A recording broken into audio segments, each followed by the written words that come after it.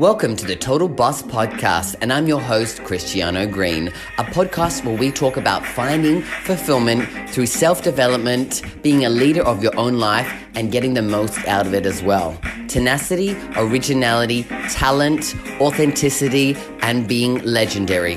It's all about living your best life.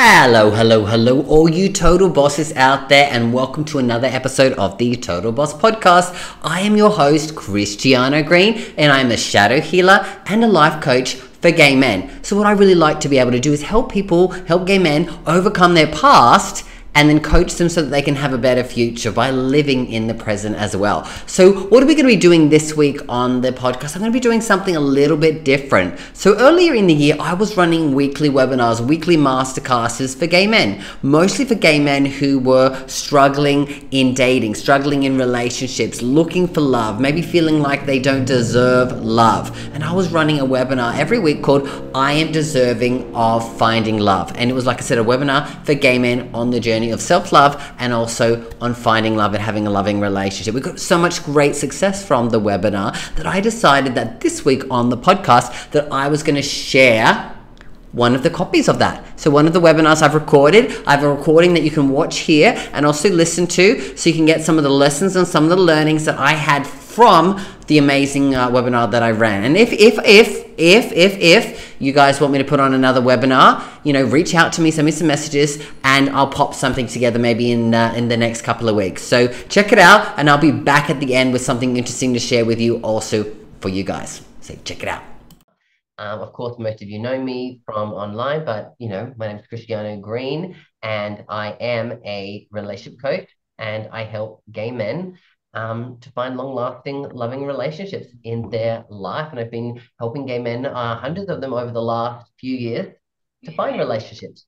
And that comes from no matter where you are in your life, no matter your background of relationships. I've helped people who've come in and they spent 20, 30 years, never having a partner at all. And then boom, they come in, they follow the principles, and within a few months, they find the relationship. I've helped people who've had multiple relationships in the past, maybe they have so much success.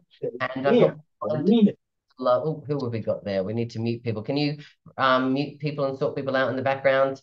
Now my assistant Anel's also here to help in the background to make sure that I can be focused with you guys. So welcome, Anel, and thank you for being here as well. But yeah, so we're here to talk about how I can help you and support you in finding a relationship, in finding love, because I know from my experience personally, but from helping so many gay men, that finding love as a gay man can be really difficult.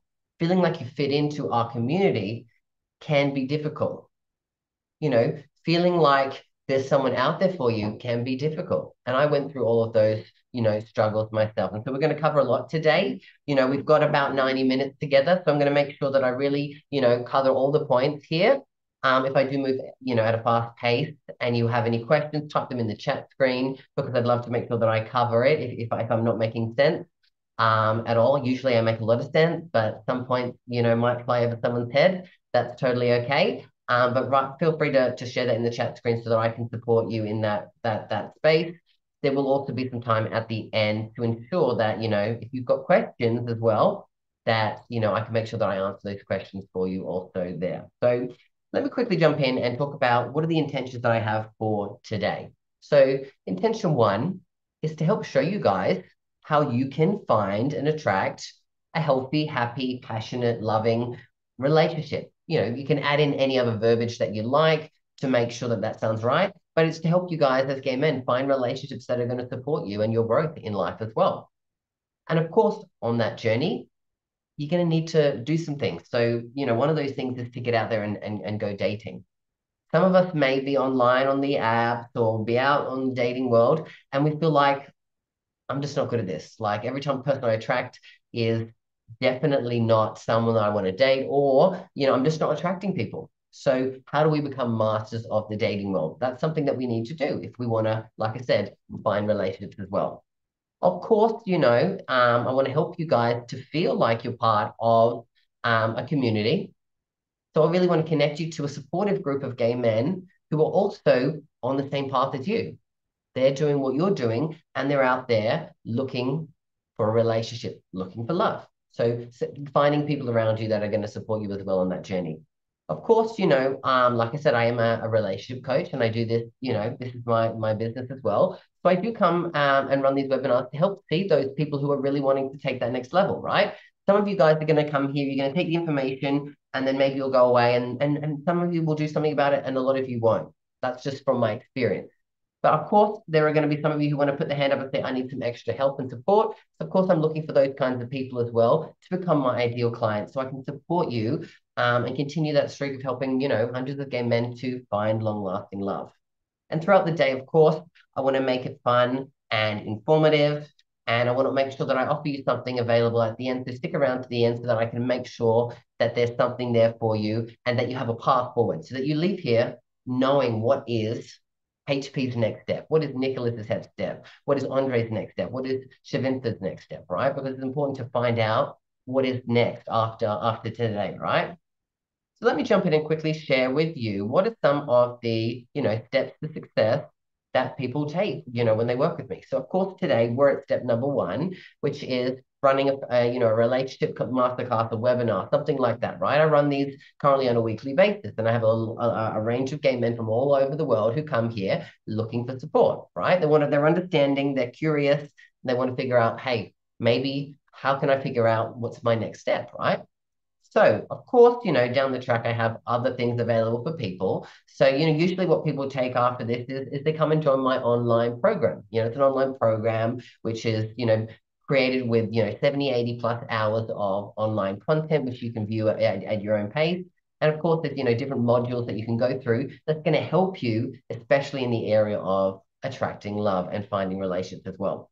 And then for those people who are more serious and taking that extra step, I have, full day immersive relationship summits where people come for a full 8, 9 hours, and we just go deep into changing some of the beliefs that we have and also building up our own confidence and getting to that next level so that we can really, really create, what kind of relationship that we want and then bring that into our life. I've had many clients who've gone in there who've literally left there within a few weeks, have found the partner they were looking for because they got so clear on what they were wanting as well.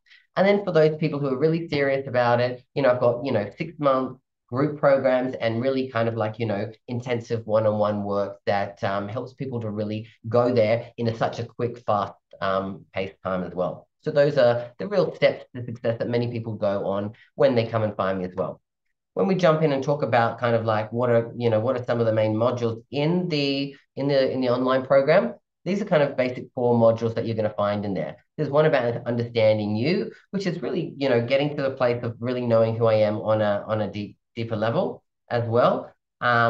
Then of course that's important because when we're really looking for someone, we want to be at our best when we attract someone, because if we're not in a great place, we're not going to attract someone who's probably at their best as well. So usually what we want to do is work out, is there something that I'm not happy with or depressed about or anxious about? What can I resolve there so I can attract from a good place?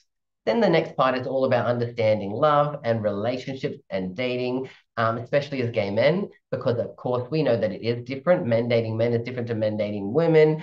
It's just a fact. I mean, I know I haven't dated a woman, but I know from all the research I've done, there's a lot of differences, right? So it's all about that for us as gay men. And then, the next section is all about us as gay men, understanding life, about being gay and making sure that we get to a place of full acceptance in all the different areas of being a gay man, because it can be tough out there for so many of us as well. And then the final module is just about really understanding life. So how do I become a master in different areas of my life? And that's going to help me to cultivate a happier, healthier, more passionate and loving relationship as well. So those are the main things that, are covered in the online program as well. So let's kind of jump in and discuss what are the plans for today.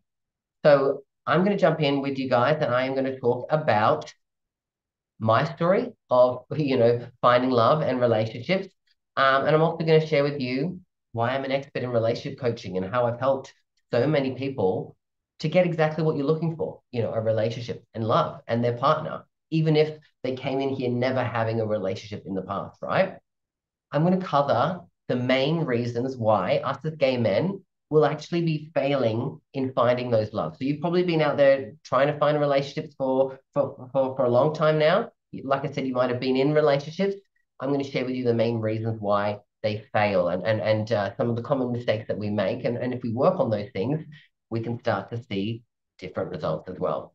And then I'll jump in and talk about what are the 5 foundations that you can incorporate straight away that are going to help you to create a healthy, happy, passionate, loving relationship in your life as well. And then, of course, like I said, there's going to be a time for you to ask questions. And of course, I'll be able to share, a great opportunity for everyone who's here today as well. So let me jump in and really just talk about why you're here today. Because again, we've got, about 8 to 10 people that are on live here. There's going to be more listening to the replay, right? So everyone comes here, of course, with a big goal of probably wanting a relationship, right? But I'd be curious to go a little bit deeper and go, what is it that you really are looking to get from this webinar? Is there something that you were like, if I knew that one thing, that would be helpful? Because it's important as we go throughout the webinar that if you are clear on what it is that you're looking for from today, that we can ensure that you're getting that result as well. And when we talk about, that deeper reason as to why you're here, which, as we know, like I said, is to find a relationship, to improve relationships, to enhance relationships, to actually get a partner, right? I'd like you to answer to yourself, and you can put this in the chat screen if you feel called to, how committed are you on a scale of 1 to 10 in actually achieving that goal? How important is it for you in your life with everything that's going on? How important is it for you? Now, often, when I ask this question, a common answer I get is somewhere between 7 and 8 on the commitment level, right? Now, I don't know if that's your number, but again, that's the common number. Oftentimes, when people have it at a 7 or an 8, that's one of the main reasons why they're struggling in actually getting a relationship. Because in life, we always have priorities, right? And if we put a commitment level of 7 or 8 on, say, finding a relationship, but you might say that my work is a 9 or a 10, or my friendships are a 10. Anytime somebody comes up with work or a friend, it goes above and beyond any chance of you going out there and dating and doing those things, right? And maybe you can think of this from your past. Yes, my work will always go ahead of me going on dates, or if a friend asks me out for dinner, yeah, I'm not going on a date because of that, right?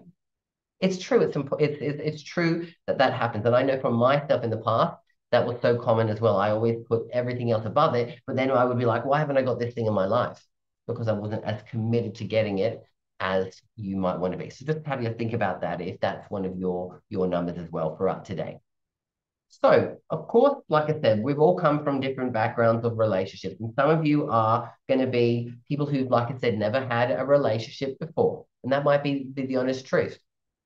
Really, for me, before I found my partner, that was where I was at. I would never really have anything more than just a couple of months, right? So you might be someone who's also only ever been in short-term relationships. Maybe it's a couple of months, maybe it's never taken itself to, the next level and gotten anywhere serious.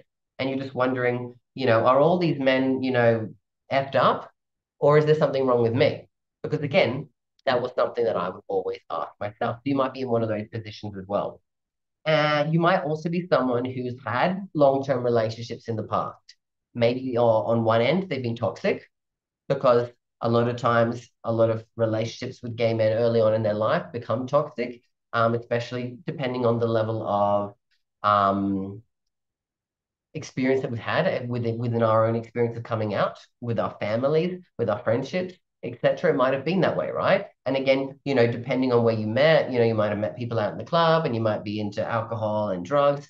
There can be a level of toxicity that's come into it. So maybe you've had a long-term relationship in the past, but you've dated someone and it's been toxic. And maybe there's some walls up or fears about getting into a new relationship because, again, you don't want to repeat that same pattern in the past. Because oftentimes someone who's been in a toxic relationship is about 4 times more likely to get into another toxic relationship than just someone who's never had a toxic relationship before. Those are some of the numbers, right? Because they get used to that kind of love, and then there's parts of it that they get addicted to, right? So there's some certain things that happen there as well. And then finally, you might have just been in a really long-term relationship, but you guys just grew apart, and then now you're at a place where like, hey, I need to start over again. Like this didn't work out. And maybe you have yet to move fully on from that relationship, or maybe it's just, you haven't dated for such a long time and you don't really know what to do. Those are usually the people that come here. But again, depending on where your background is, you could be outside of those boxes, and it's totally okay. Because like I said, I've helped hundreds of gay men from all different backgrounds all over the world. So know that you're in the right place. Jump in and just share a little bit about my journey as well. Because, much like so many gay men, when I was younger in school, I got, severely bullied, like bullied every single day, like to the point where I just had zero friends.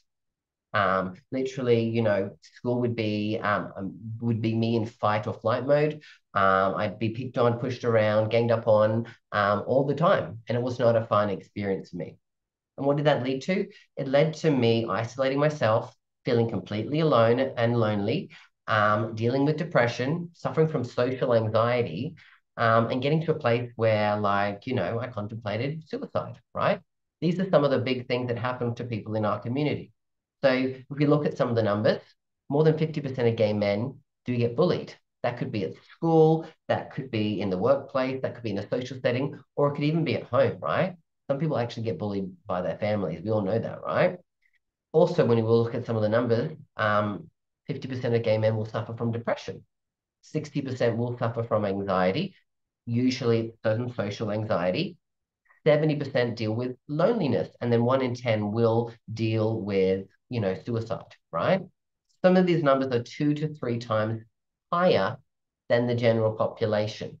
So there's something that happens in our experience as gay men that can cause us to have higher issues relating to mental health. So when it comes down to that, it is no wonder that it can be harder for us to go out there dating, connect to other gay men, and actually find love and find a relationship, right? If we've got all these extra barriers on top of it, it's going to make it harder, right?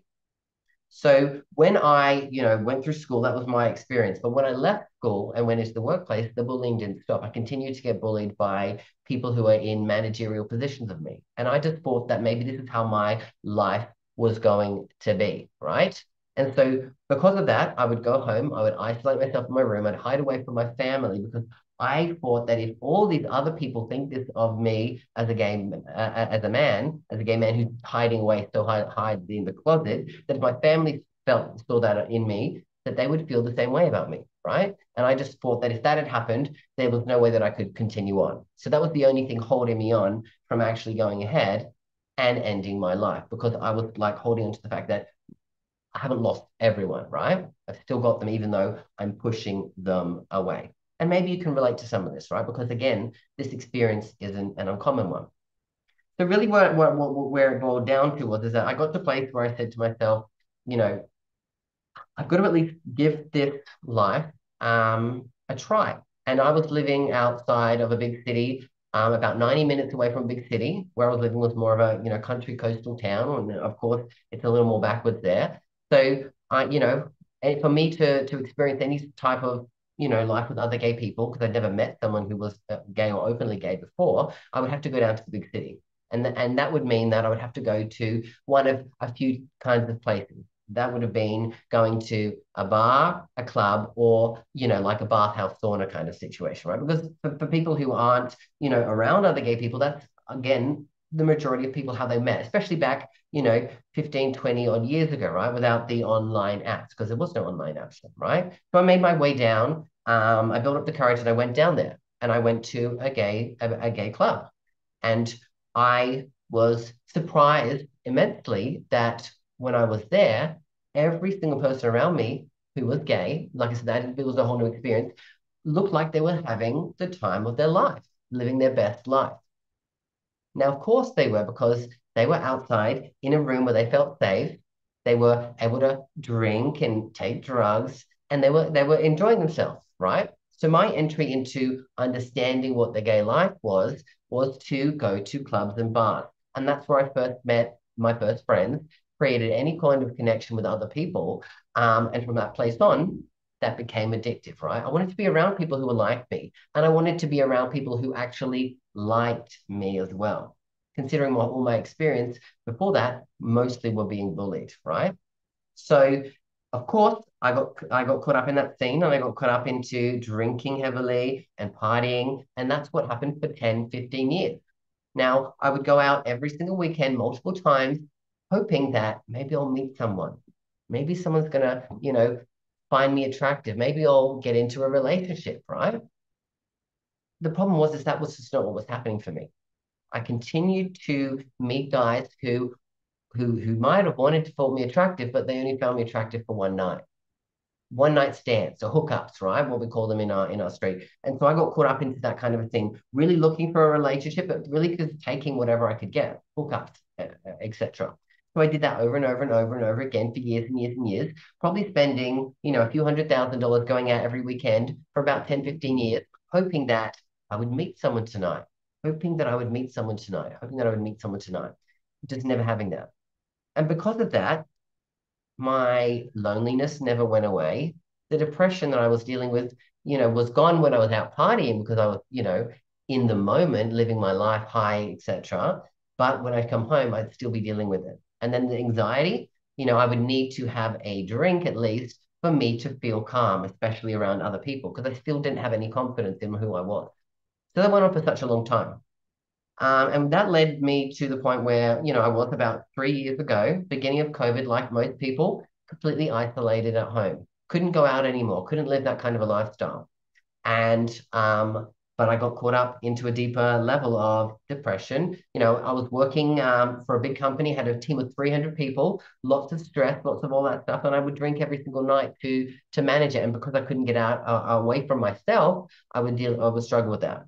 So I got to that point, and I just said to myself, I've been trying for 15 years to find a partner, doing the same thing over and over again. And I think they call that insanity, which is doing the same thing over and over again, expecting a different result. The problem was is I wasn't getting any of those different results. So you might have looked me up and saw clinically insane under my name, because that's probably what would have happened if you look at it doing the same thing over again, expecting a different result.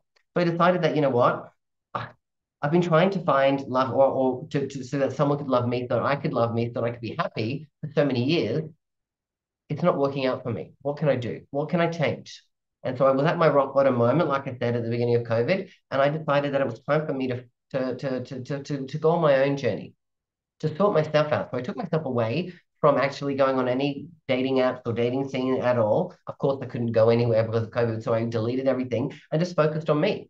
I jumped into doing all of these kinds of things that I'd wanted to do for many years, but just been too, I guess, afraid to do because I'd have to put myself out there. And I went to all of these different seminars and all of these different personal development courses, and I got trained by, Tony Robbins and Brenda Bouchard and Grant Cardone, who are all quite massive in the personal development scene. And I finally worked on the things that were holding me back, the reasons why I was feeling depressed, the reasons why I was feeling anxious, the reasons why I was feeling so alone and lonely.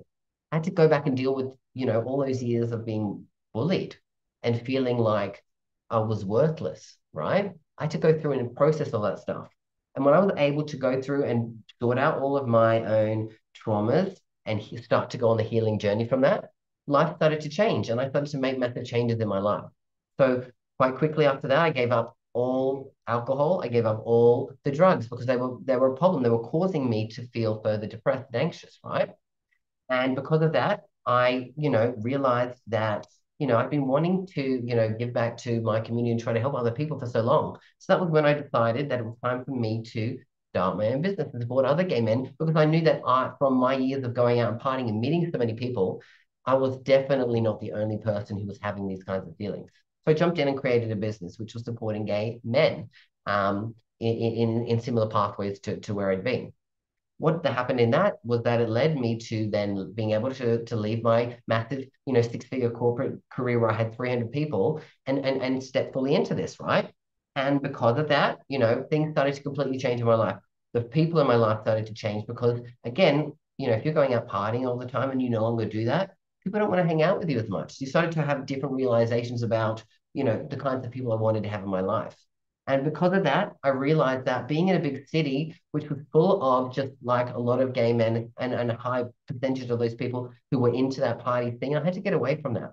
So I decided that I'd move from Australia over to Bali, which is in Indonesia, and have more of a spiritual life because I'd been here before. And I knew that that was something that was going to help me, support me, continue to go on my own journey, but then also support me in the sense of being able to help more people from a different perspective. And the great thing about that was when I came to this place, I realized quite quickly that, I feel like maybe I'm ready to get back out there on the dating thing. And I did. And the thing was, if you've been on the online app for a while, you know that there is a number of different types of people. And some of those people can be frustrating, right? So you might be someone who is looking for a relationship, but you're on the app, and the first thing you get is a message of someone sending you a dick pic, right? Now, for me in the past, that would piss me off and frustrate me. And I would just, delete all the apps because I'd be like, oh, like, why is everyone just wanting sex, right?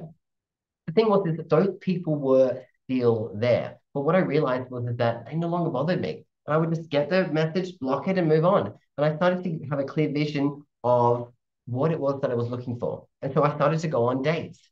And while the dates started to go different because I started to connect to people on a different level. I didn't need to drink to feel confident because I was confident within myself to speak and get to know people on a different level. I was asking different questions because I knew how I wanted to, like what I wanted to know about these people to see if we were a match.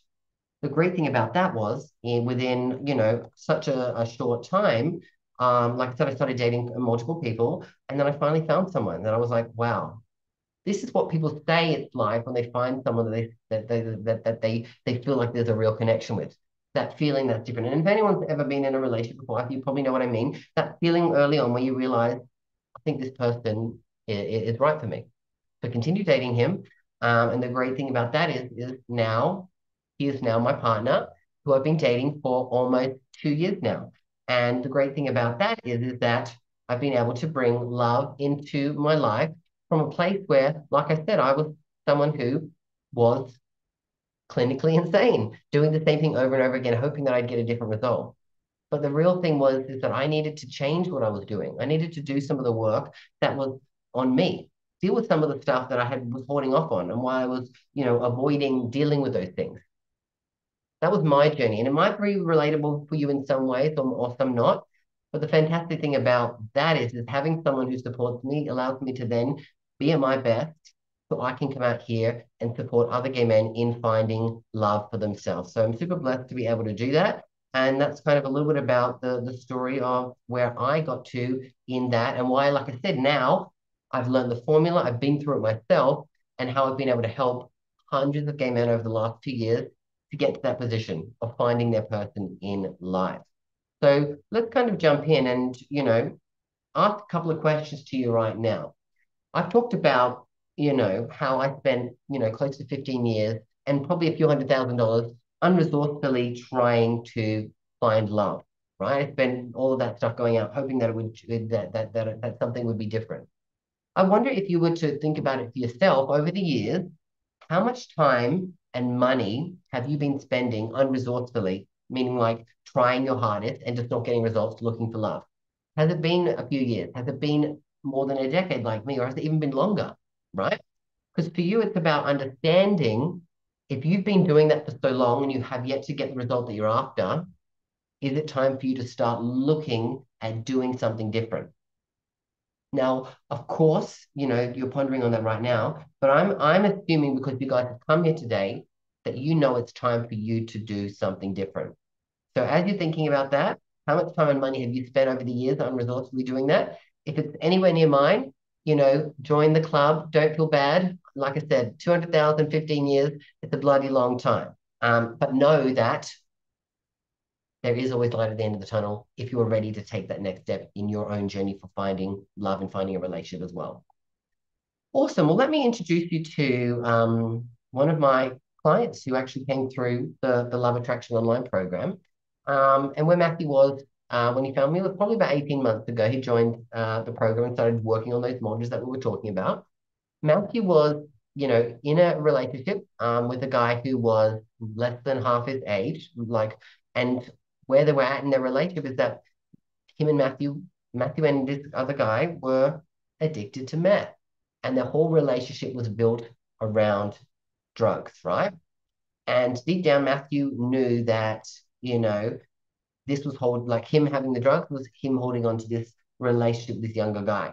And so that was where Matthew was struggling with getting off it and cleaning up and sorting it out. It's because he was like, deep down, I know that if I get rid of this, that's going to go as well. So he came to me from that perspective, right? Really like knowing that this wasn't right for him, but like feeling so lonely and just taking sometimes what he could get. And I can relate to that. Maybe you can too.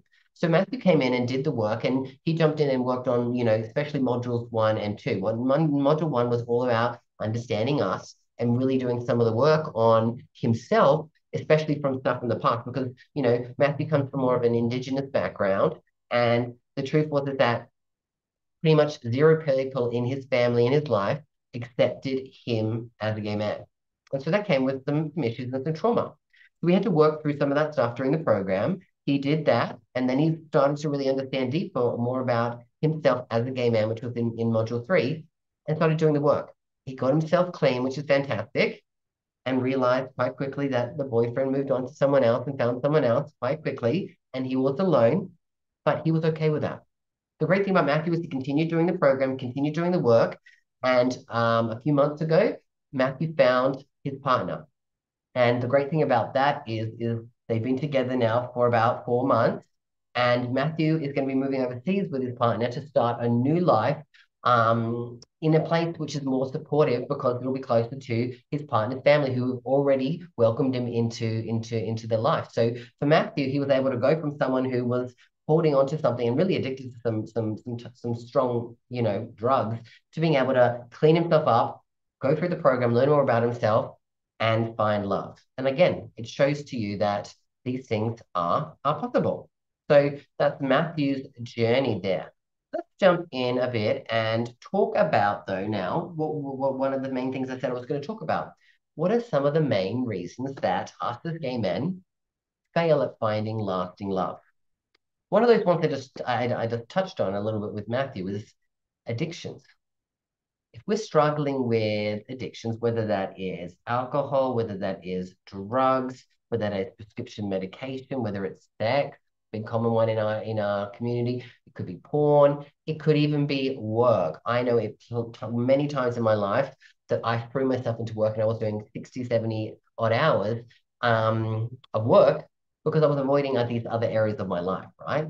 So things like that can happen in our life, and us having addictions, no matter what they are going to hold us back from having like a healthy relationship, right? Now, I want you to think about this, right? Like if you go on a date with someone who's a drug addict, and you know someone who's into that lifestyle, that becomes a big red flag for you. And you say, look, sorry, like I can't date you because I can't have that in my life, and we're just not going to be a match, right?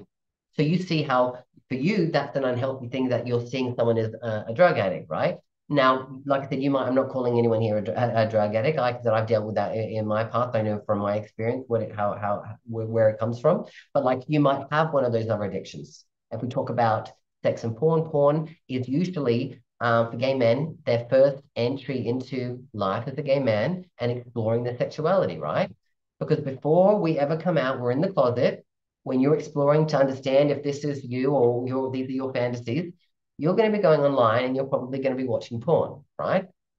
And I'm saying this here because that leads to a lot of times people's reliance on that. And usually over time, that what they've done when they've done studies is that the addiction to heroin, addiction to porn in the brain, when they do scans when people are using it, are the same things. So it has these high releases of dopamine and serotonin, which then become highly, highly addictive. So you might be someone who uses porn every day, or maybe you've tried to go a week without and you've struggled to. It's probably because, again, there might be some issues there as well. Again, I can admit to having a porn addiction that I've had to work hard over the years to completely get rid of, especially over that period where I completely cut out everything from my life of dating and looking for a relationship, to go cold turkey in that area. So I know how difficult it is to get past it, but I also know how different it is on the other side. And that, if we have those addictions, it can, like I said, affect us in really having a healthy relationship as well. Because again, the reasons why people use things like porn, or maybe have sex when they're having sex with multiple different men, is because of that need for variety. So sometimes meaning that that as soon as you turn on the porn, you're probably not watching the same video or every single day. You're watching something new, and it gives you that new hit. So think about that. If there's something in your life that maybe you're struggling with in that regard, that can be something that if we work on, you can start to see different results in your relationship and dating life. No, another one is same thing as there is that avoiding dealing with our problems in life. Like I said, I was going out doing the same thing for 15 years, avoiding the fact that back when I was in school and, in the workplace, I was getting bullied. And because I didn't deal with it, it kept having the depression, the anxiety and stuff was happening because of all those things. And anything that would happen that would make me feeling any sort of like, worthlessness would bring me back to some of those moments and I start to get triggered by it, right? So I would try to avoid feeling that way because, for any of us who knows what it's like to go through bullying or depression or anxiety, if you can try to avoid it, and of course you try to take that easy way out, right? Which is why so many people jump on and take medication to try to help them because they don't want to be living in that world. And even if they don't know, a way that you can help yourself relieve it from it permanently, you take the quick fix because sometimes the quick fix is going to make you feel better for that moment, right? I know what it's like to chase down those temporary highs because normal life for me wasn't that great, right? So those are some of the things that if we forget to or avoid dealing with them, we realize that they resurface, and sometimes they come out in emotions. So maybe they come out in anger, maybe they come out in extreme sadness or depression, maybe they come out in a lot of fears, right? That anxiety level of going out and dating because you don't want to be in a situation where someone doesn't like you or rejects you because you're so used to knowing what that feeling is like. It could also come down to hurt and pain, right? That could be really painful to go through some of those experiences. And also, it could come down to being at a level of, you know, really feeling guilty, right? Like going through the same thing over and over again has some guilt and some shame around it. So those emotions can come out, especially again if we're avoiding dealing with our problems. The reality also is that, a lot of gay men suffer from what we call a perfectionist mindset. And what does that mean is that, throughout our life, we, growing up, we thought we would become really, really good at maybe hiding the side of us that was gay, right? And one of the ways that we do that is becoming really great at other things. I'm going to be a great son. I'm going to be a great friend. I'm going to be a great employee. Because if I'm great at work and I'm a great friend, people aren't going to worry about the other thing or even look at it, right? Because I'm so good at all these other things. And if I'm so good at all these other things, like I said, I become addicted to trying to be perfect because then I'm getting approval and acceptance from other people. And that's how I often think that I need to be in order to get that. Excuse me. Something in my throat. So yes, we get addicted to being perfectionists. And then oftentimes in that same token, if we have high standards for who we are, we also have high standards for dating and relationships and, looking for that one.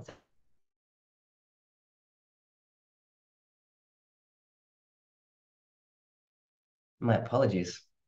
Dry throat there. So yeah, so when we're looking for relationships and dating, it becomes, again, we want perfection from other people. And then if we're going on dates with people, we go up and we see them and go, if we see anything that becomes anything outside of our perfect tick box, no, sorry, you're not a fit. And we then cut out people that probably could be really good for us out of our life because of those choices that we're making as well. So that's usually, again, another key thing that happens as well. Now, when we go deeper into it, like I said, we talked about dealing with past traumas, but there's also a level of many gay men still that deal with what we call internalized homophobia. So there could be a part of a lot of gay men who also say that, being gay is so much harder. If only I was straight or, all of these things that have made it difficult for me. And we have some pain and pain related to it. That means we haven't got to full 100% acceptance of it. Now, because of the fact that, the coming out process is never just a one-time event, it happens throughout our whole life, we can move up and down the scales of the stages of coming out, right? Think about this. You first came out to yourself or you got outed by someone else, right? You may not have even fully accepted it and someone outed you. And then, there's different people in our life that we have to tell. We might be telling a friend first, and then we tell another friend, and then we tell our family, or we tell one parent, and then we tell another parent. But then every time you meet new people in your life, it's almost like you either have to say it or unsaying it, and you start to then worry, oh, what does this person think of gay people, right? And I know we're in 2023, but we know that, oh, there are so many people in the world, and depending where you are in the world, that can have you feeling very much like who you are is not accepted or acceptable. And so then if we go through those stages continuously, then the full coming to full acceptance can be more of a bumpy road, right? You have your ups and your downs, right? Because again, if you walked into a room right now and there was 20 people in it, and 20 people looked at him and didn't like, had a problem with being gay, I don't know many people that would feel very confident in that room, right? So it happens on a continuous basis, which is why, again, so many gay men still suffer from internalized homophobia, which then affects getting into relationships as well, because you're suffering with these things about your identity, that then can come and play out in our levels of masculinity and all of that stuff, right? And when we talk about that, the masculine and the feminine, there's a lot of people in our community who have a real problem with any kind of femininity, and there's a lot of people who also on the other side struggle with masculinity as well, because again, oftentimes it's that energy that they're trying to, push down from themselves. We are a multifaceted being, and we have masculine and feminine energy within us. I'm sure you all probably know this.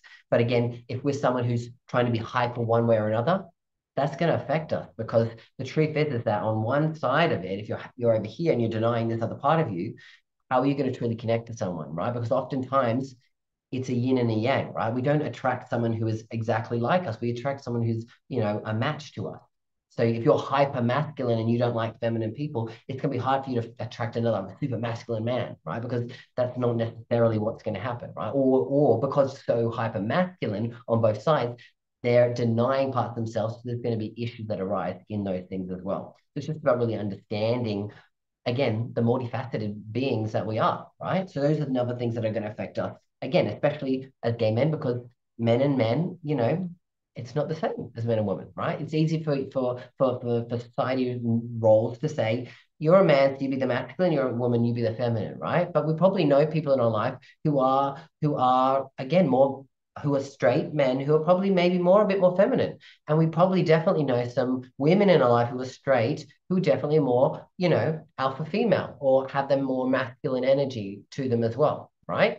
It's not male, female, masculine, feminine, right? We all have this energy within us that we have to like own and empower ourselves with, right? And the great thing about being gay is that we do have more of an acceptance to be both sides than, I guess, straight men, right? Because some people might view us as one way or another. So those are some things that will affect us as well. When we get deeper down to it, when it comes to relationships, again, I talked about how, gay men are 4 times more likely to have toxic relationships, and again, repeat those patterns as well. That's going to affect it. If you've had a toxic relationship in the past, it's likelihood that you're going to get into toxic relationships unless you process and deal with the reasons that happen, or the things that happen in those relationships. Again, if we don't do that, then we oftentimes attract another toxic relationship.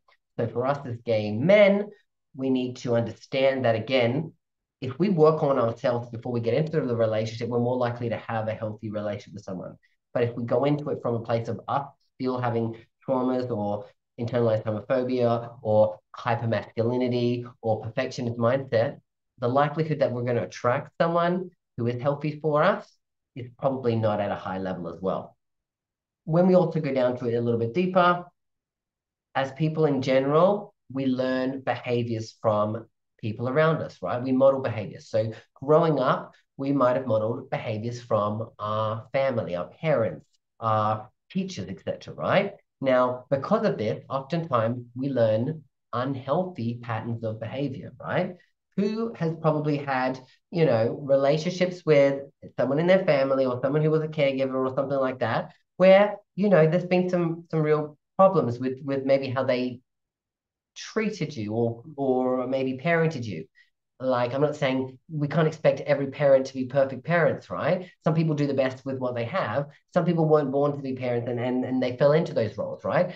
Again, some of the children don't get to choose and say, hey, yeah, I want a perfect parent, and you get it. You get what you get sometimes, right? So growing up in some of those kinds of environments, and then also being someone who is, hiding more of your identity because, you don't feel safe to share it, that's going to add a higher level of unhealthy patterns of behaviors for relationships, right? Because again, if you're taught love from your caregivers and maybe it's taught in an unhealthy way, you're more likely to go into a toxic relationship because you think that love is that way. That the unhealthy love is the way that you get love. And these, like I said, these aren't our fault. This is just, again, sometimes generational things that happened, depending on, where you live in the world, your family's generational backgrounds, etc. Right? What do they say when it comes to people with wealth? Like if you're born into wealth, you're like 90% gonna have wealth for your whole life, right? Whereas the opposite, if you're born into a more poverty area, it's gonna be 100,000 times harder for you to even get to a place of wealth, right? Because you don't have the same advantages, you don't have the same opportunities. So think about the same things when it comes to that it's not just about wealth, it's about also your own mental health and your own patterns of behavior and how you think and how you live and how you behave. Because again, you're taught these things. And if you're only taught one way, you think that's the only way. You think that's the right way. And oftentimes, again, people who may have had sexual abuse or abuse from their parents end up somewhere down the line can also fall into that same pattern, right? They repeat the pattern, but on the other side of it, that can happen often as well, right? So it's also about figuring out, what do I need to do to break some of these patterns? Because if I have patterns that are unhealthy, do I think that that could be a reason why I'm probably not going to have a healthy relationship as well? Because that's probably going to affect it as well. And then when we get to a deeper level of it, some of the other key things that really hold us back is that some of us don't necessarily know who we are on a deep level. If I was to ask Matt or Galaxy or, Shavintha, who are you?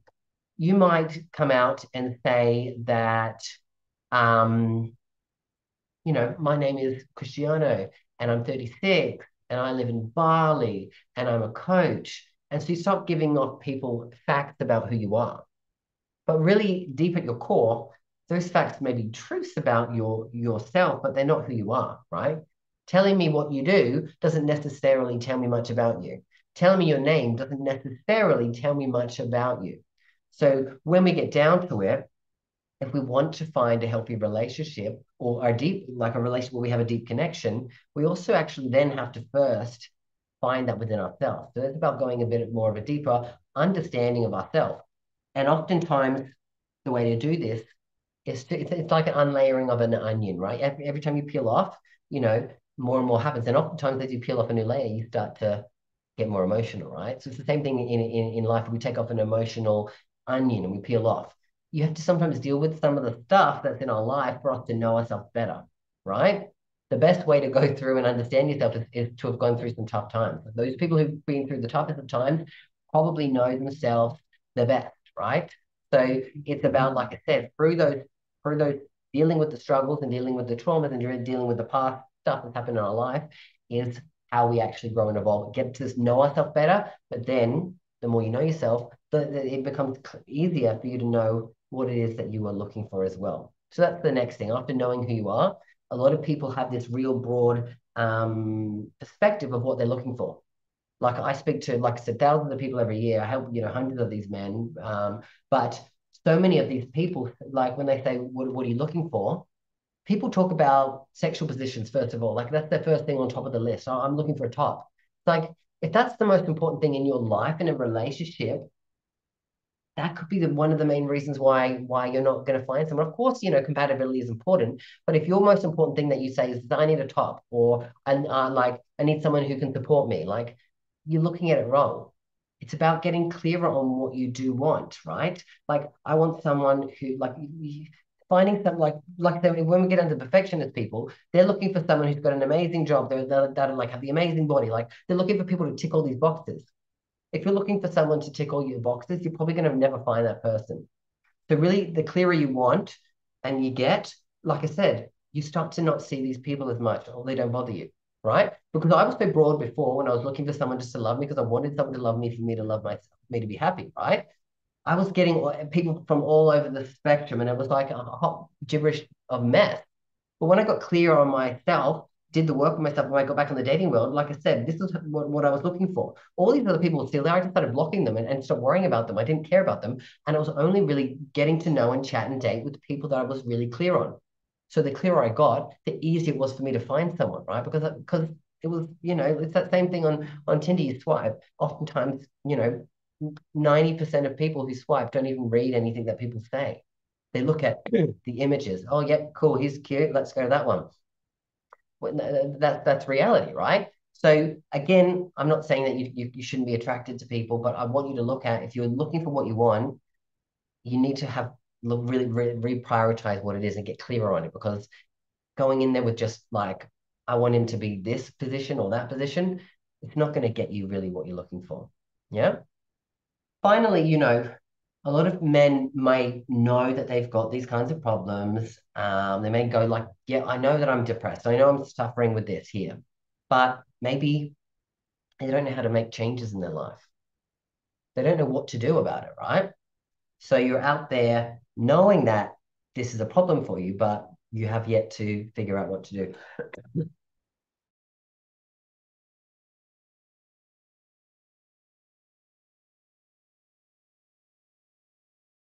Sorry, I left myself on mute. It's about understanding what you need to do in order to be able to make those changes in your life. To be able to say, look, yeah, I do need some help with this, and I need to get the right support. And then, like I said, talking about how we can become resourceful in doing that. Like I said, for me, 15 years unresourcefully trying to do the same things. And then it only took me 1 year to really focus on all these things properly for me to actually get what I was looking for. Right. So I would love to trade back those 15 years, but I also know that they come with a wealth of experience and a wealth of stuff that's made me me and made me in this position. And I probably wouldn't have been able to meet my partner if I didn't have those 15 years. So no regrets. But like I said, if I can save some of you guys the time and the hassle and get you what you need, then isn't that, being more resourceful than trying everything always on your own? And then when we look at it on the final thing that I've got down here is that we all have what we call inner saboteurs or voices in our head, right? Now, if you think I'm crazy by saying that I talk to myself, then you know that you're crazy too, because we all talk to ourselves. We all have these things that will tell us, you know, don't do that. Oh, no, like you shouldn't put yourself out there. Or you're going to get rejected. And they're all there within ourselves to kind of stop us from, oh my God, this cough isn't good right now, to stop us from getting outside of our comfort zone. Right? Now, these inner saboteurs, there's 10 of them that we have, and I don't have time to necessarily go through all of them, but each one of them has been designed to keep us safe in this little bubble of that. Because anytime you stretch yourself, anytime you put yourself out there, you open yourself up to maybe some rejection or to something like that. And so your inner saboteur is going to tell you, don't do that, or that's not good, or you know how this is going to end up, right? And maybe you stop yourself from taking action, right? Now, the biggest one of the 10 in saboteurs is the judge, right? Now, this is the part of us that is judgmental, and we are judgmental towards others, but the real people that we're being judgmental towards is ourselves.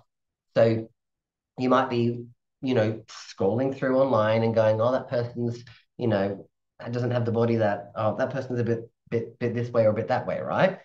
That person's a bit feminine, that person's a bit fat, that person's whatever it is. We've all heard this probably from someone. If we've been online dating, I'm sure you have a story here where someone has said something to you where you're too this, you're too that, or you're not my type, or whatever it is, right?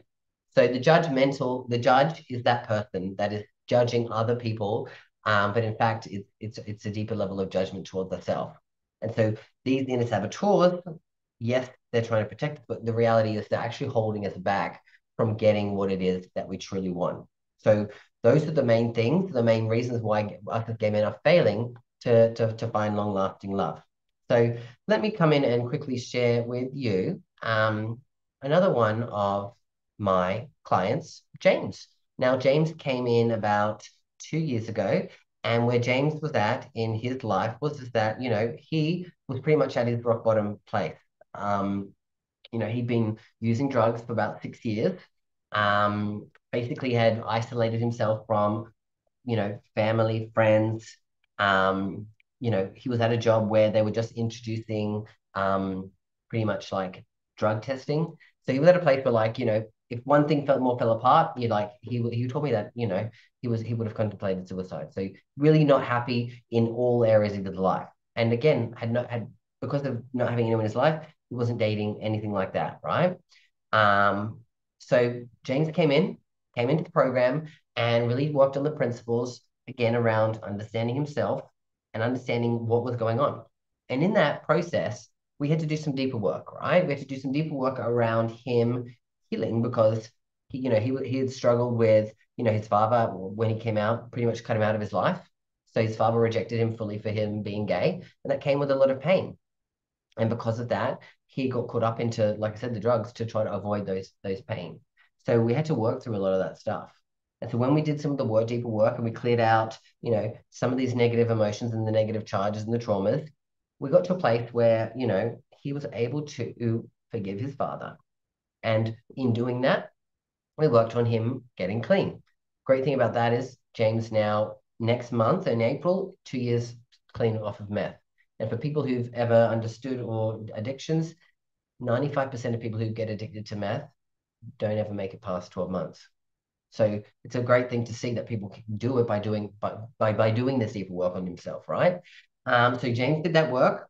Great thing about that is he sorted out his relationship with his mum.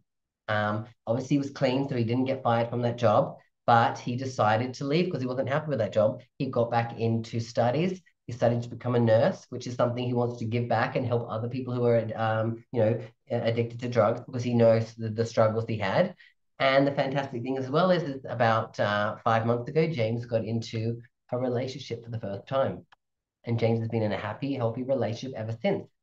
And it was all because James came in and followed the program and did the work, especially doing the deeper work, working on the trauma from his father and forgiving that, so that he could no longer hold on to that stuff and use that as the excuse why he was addicted to the drugs. So it's just a story again about someone who followed their intuition, said yes, and took the steps. They were committed to making that happen, right? And to be honest, James came into it for more than one reason. And the great thing about that is that he got more than one thing that changed in his life as well.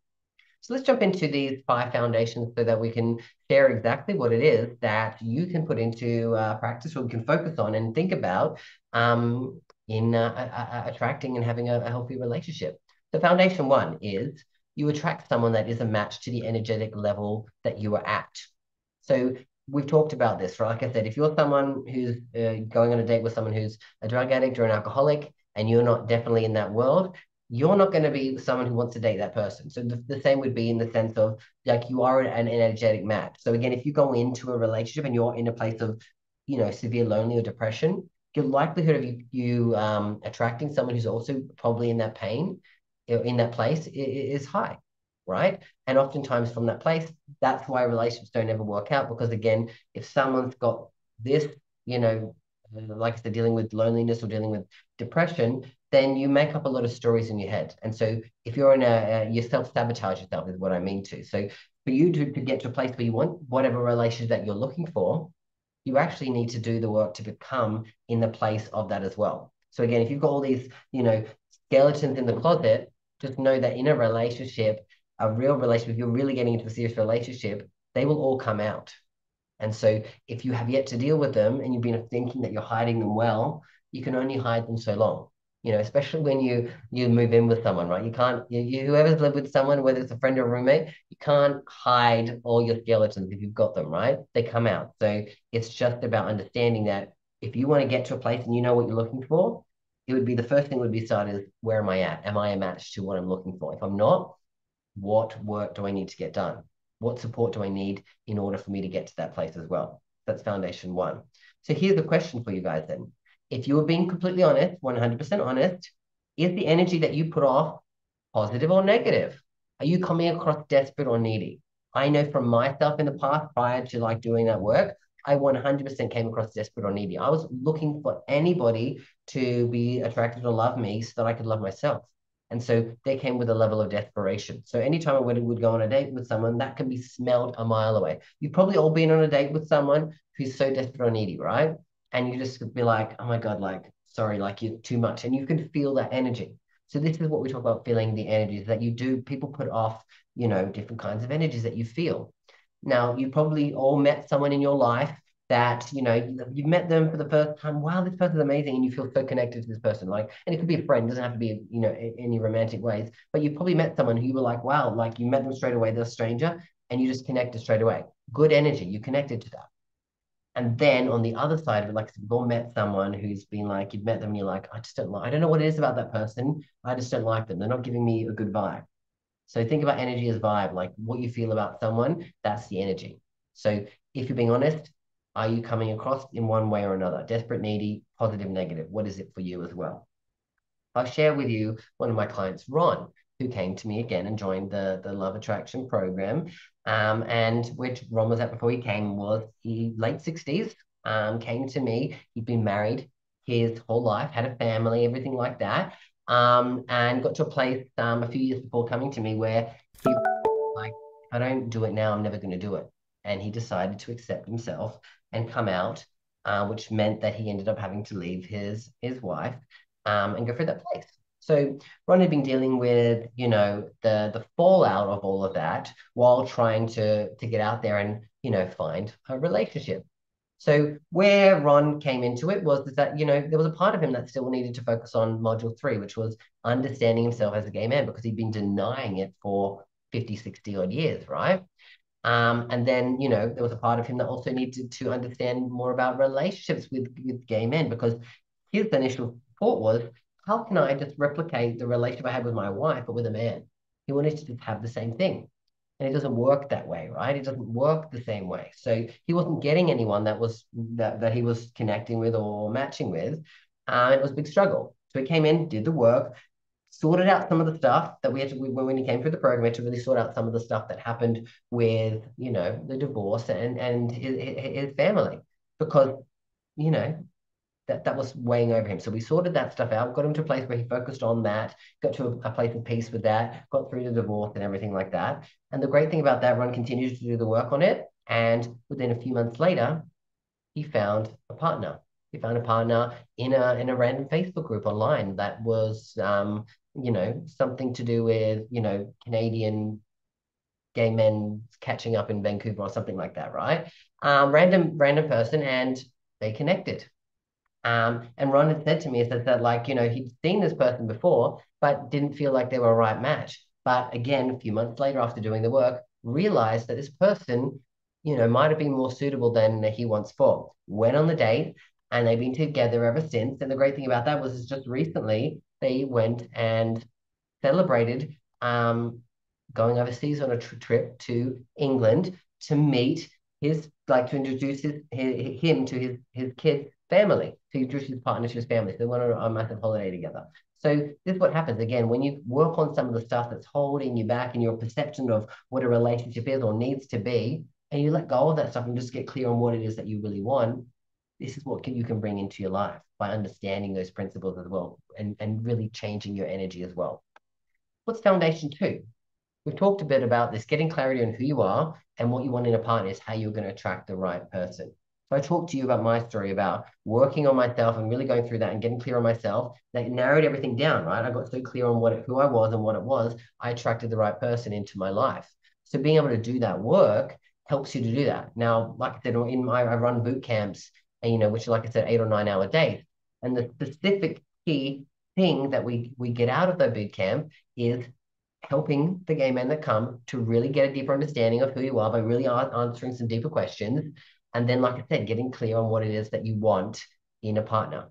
So when you know those things, like I said, you've got a map, you've got a pathway forward. The less you know, the less way you could be walking down this street and that street until you're completely lost, right? So it's about basically getting clear so you can get the map to where it is that you want to go and find the person that's right for you. So questioning for you then is this, how clear of a vision do you have of who you are and what kind of a relationship that it is that you want? How clear are you on who you are and what it is that you want? Because this is going to be your deeper perspective work that you need to think about in order for you to take the next step. in order for you to attract in the right person into your life. Now, like I said, you might be someone who might not be as honest with yourself, and you say, yep, I know who I am, I know what I want. But the truth is that you're wishy-washy and you're taking what you can get in certain situations. Again, be honest with yourself, because at the end of the day, these are answers that you are giving to yourself, not to me, right? So then I want to show you one of my clients, Rob, who did exactly that, got clear on who he was and what it was. Rob came to me about a year ago, where he was in his life, he'd been in relationships in the past, but they've been toxic relationships, like to the level of abuse, etc. Like really not good relationship, where people, what he would say, his words were, they took advantage of him. Took advantage of him and his wealth and all these things. And that led to him, not dating and pulling himself away for 5 years, fearful of going into another relationship, because again, he hadn't really worked on why he'd been in those multiple toxic relationships. He also had some, health issues, which affected him in, what his perception was, is that no one was going to accept him. So he had all these misconceptions about dating and all that stuff. Rob came and joined me, came in and joined the online program, which is great. And he got to doing the work, especially around, module 1 and module 4, which is understanding himself and then mastering different areas of life. But the great thing is Rob came and joined one of my 8, boot camps, events that I offered. He came in and did the full 8-9 hours. And it was all, like I said, it was all about getting clear on who you are and what you wanted. And we did a complete audit around himself in all different areas of his life, like followed the full wheel of life, right? And the great thing about this was, after this 8-9 hour event, Rob told me at the end was that he knew that there was someone in his life that had been a friend of his for 10, 15 years that he felt was right for him. Hadn't really thought of this before, or he'd been trying to avoid it, but he got so clear that he actually saw someone in his own life. So I gave Rob the challenge. I said, you need to go and have this conversation with him. He was a bit afraid because, 10 years friendship, he didn't want to ruin it. But he said, you know what, I've got to give it a go. Literally the next week, Rob came back and told me that this guy and him had started dating. No joke. Fantastic story. And now they've been together for quite some time now, and they're planning to retire together over in Spain and leave US because they want to live a different life, a more different life. Now, I'm not going to say to you that every single, for every one of you, that you get so clear that you're going to find a person in your life. It could happen. I'm just giving you an experience that showed Rob got so clear and he was able to find someone that was already there. So it's about understanding the principle. The clearer you get, the more easier it is to find someone that's right for you. So I'm super happy to see that happen to Rob. Let's jump into number 3. Self-healing and growth is going to be paramount to a successful relationship.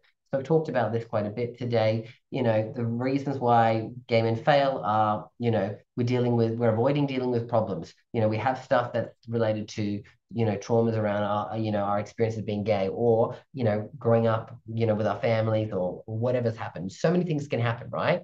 But if we don't do the work, again, it's going to be so much harder for us to find that healthy relationship or the happy relationship that we want. So self-healing and growth is going to be paramount for you to have that successful relationship. It's just point blank, period, the truth. I know that from my experience. I know that from so many of the, like I said, so many of the gamers that come to me. Once they've done that, they start to see things differently. They start to attract the different kinds of people because they know more about who they are and what they really want as well. So then, if we're looking at it and you're being honest with yourself, have you dealt with those wounds, dealt with those traumas from your previous relationships or from your childhood? Thank you for letting me know what you've done. Have you dealt with those wounds or those traumas, right? Because if you haven't, that would be what I would say are some of those next steps, right? These foundations work together. Like I said, the clearer we get on who we are, it's because we've done some of the work on our, like I said, going through some of the shit that we've been dealing through, right? As we walk through that and those experiences and how we really feel and relate to them, we get to know ourselves more. And then again, we're more happier, we're more free because we've dealt with it, right? So getting to that place means that you've dealt with some of the work. So let me share with you one of my clients, Sean, then, who actually came through the online program.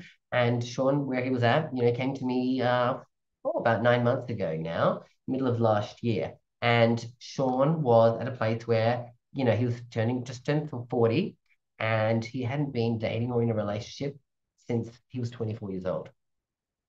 He'd pretty much been holding himself back. He'd had the apps, but he was like, he'd go on there and he would delete himself. Where Sean was at in his life was that he suffered from depression and anxiety to the point where he actually he told me he would hide away in his bed for days because he didn't know how to, like, he couldn't be around people. He was so like in that zone, right? And for anyone who's dealt with it, you can probably relate to probably wanting to hide away from the world. Sean had dealt with a lot of issues growing up. He'd had religious trauma, stuff had happened with him, with his family and the church. I don't want to go into too much detail, but like think about some of the worst things that could possibly happen. That's the level of stuff that Sean was dealing with. So we had to work through that. We had to help him, and I did some of my advanced techniques as a master NLP practitioner to help him through releasing him from the anger, the sadness, the fear, the hurt, the shame, the guilt, all that stuff. And the fantastic thing is within a couple of weeks after we did those processes, Sean told me that depression pretty much gone. Anxiety at absolute, he would class it a 10. He said it's sometimes, the max gets to about a 3 or a 4, right? Got out there, started going on dates again. He started properly, getting back out there and going on to work, right? Now, for Sean, for not going on a date for 16 years and then getting to a place where he's now dating.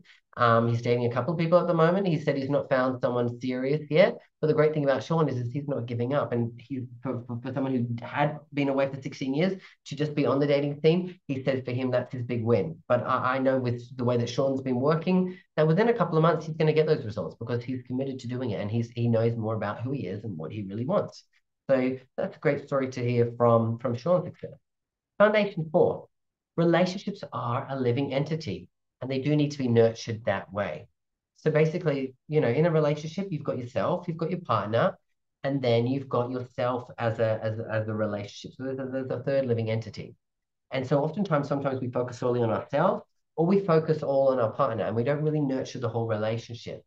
So for us to have that healthy relationship, we need to be able to focus on the 3 different aspects of it. Us making sure that we're happy, helping our partner to figure out that he's happy, and then how our relationship cannot be, right? Now, I know that there are so many things that can happen in life that are outside of necessarily who you are that can cause conflict in a relationship, right? If you live with a partner, or you ever have lived with a partner, you know that something can happen where you didn't do this around the house and they're pissed off at you, or vice versa, right? There's lots of little things that will happen in life that can cause conflict. So if you're focused on, oh my God, he told me this off and I'm going to be pissed off at him, you're missing the bigger picture. Sometimes you have to realize that those little things aren't your relationship, they're more household things or whatever it is. And you have to learn how to enhance that and work on it together so that you have a bit of a flow. How do we live together? How do we create something together, not just me and you? It's an us as well. So that's foundation 4. So then I want you to think about this. If you've had relationships in the past, how have you treated those relationships in the past? Or if you've never had one, how have you viewed other people like your parents, other people in your life view relationships? Because this will be key for you to understand, your perception of relationships, and what you're looking from a relationship, because that'll affect it as well. You've got to look at it and go, have I been separating things and causing too much of a separation when I could bring more of a unity into it as well? I want to show you Mark, who came to me in a bit of a different situation than most people, but I also help a lot of couples as well who were going through tough times. Mark came to me, been in a relationship for about 16 years, but was at a place where massive fights every single week. He would call them World War III fights. He was at a point where he was like, I can't live like this any longer. I either need to figure out what's going on or it's time to call it quits.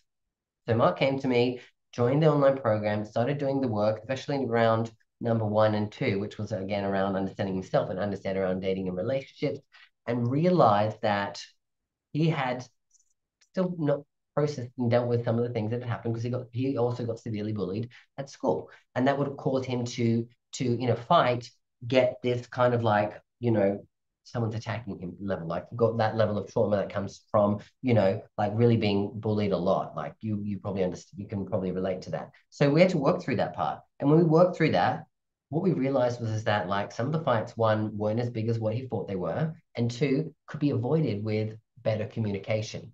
So Mark learned how to better communicate, The great thing about that, he was so committed to doing it. He worked and worked and worked over a number of months. And the great thing about Mark was just at the end of last year, him and his partner renewed their own vows, did a full ring ceremony, and are in the best place that they've ever been. So from a place of like probably pretty much fighting every week, like, you know, traumatic fighting, to wanting to leave the relationship, to doing the work, to saving the relationship, to being happy and healthy in a relationship now. That is what can happen when he put, you know, separated, like he put the parts together, the me, the you, the us as well. Then we move on to foundation 5. Getting outside help is going to be paramount to a healthy, growing relationship, and then finding long-lasting love. So if you're someone who, for a lot of gay men, we think that we have to do everything on our own. We don't ask for help. We don't, reach out to people. We often find that we don't move forward in the right direction, So getting someone who, like I said, is experienced in relationships or experienced in understanding gay men or experienced in understanding what it is that we're looking for, it's important to get help from the right people. Now, you also might be someone who who has asked for help, but you might be asking the wrong people.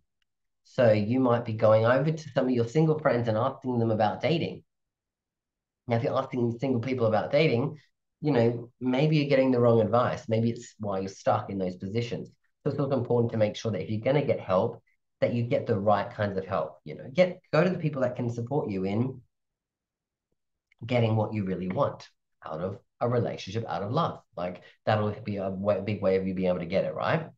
So then if we ask yourself, who have you been asking for help with in finding long-lasting love? Has it been the right people? Have you been asking anyone at all?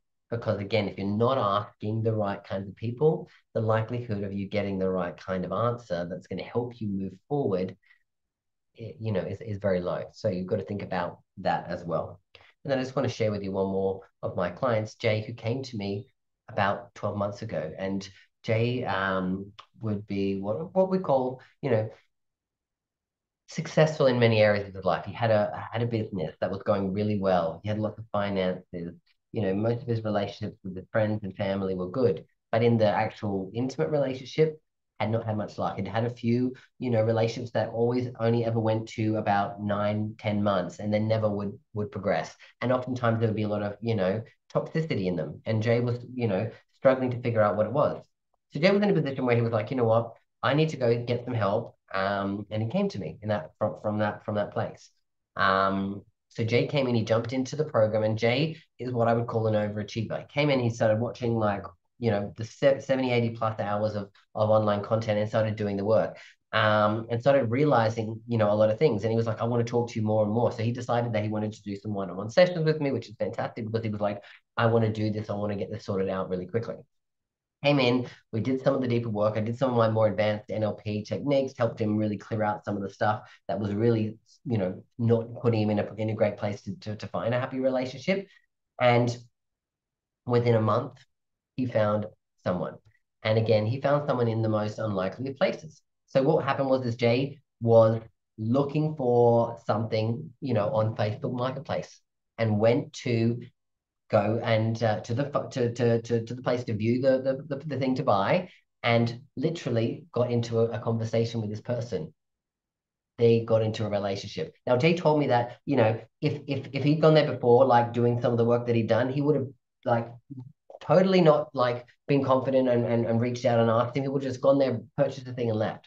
But because he'd done that work on himself, he felt like he knew what he was looking for, and they got into a relationship. And the fantastic thing now is that I think, Jay just messaged me the other day, and I think this month is their 1-year anniversary.